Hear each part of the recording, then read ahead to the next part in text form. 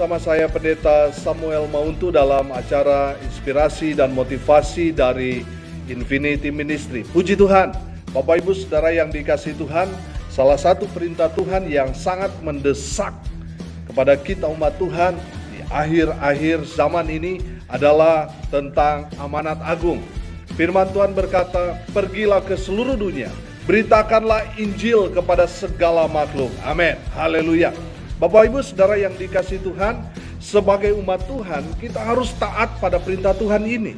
Kita harus pergi memberitakan Injil kemanapun kita berada, kemanapun kita pergi. Amin. Haleluya. Saudara yang dikasihi Tuhan, saat ini adalah masa-masa akhir di mana Tuhan sudah mau datang.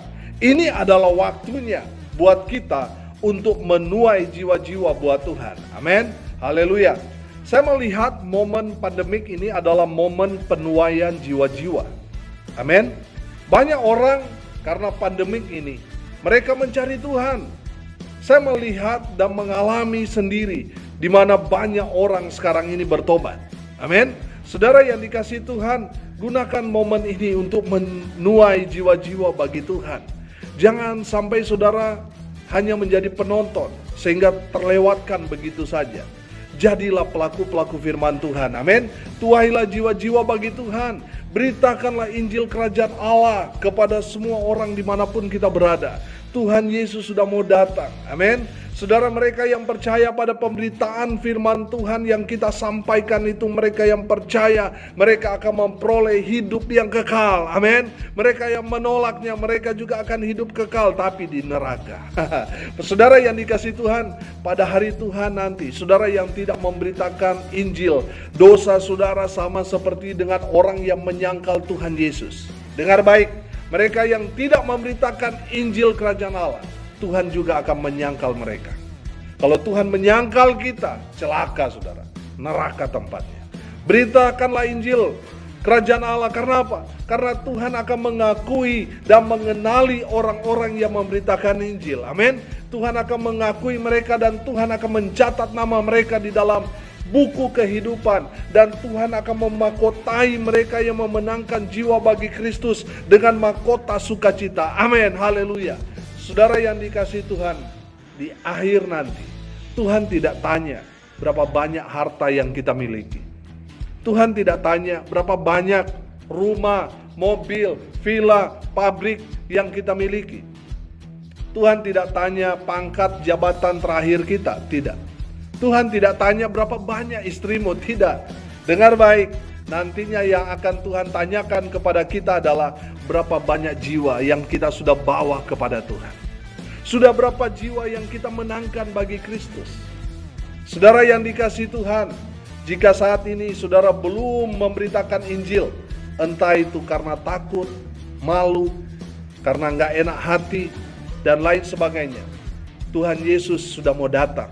Mari kita berlomba-lomba memenangkan jiwa bagi Tuhan. Jangan malu, jangan takut, Tuhan menyertai kita.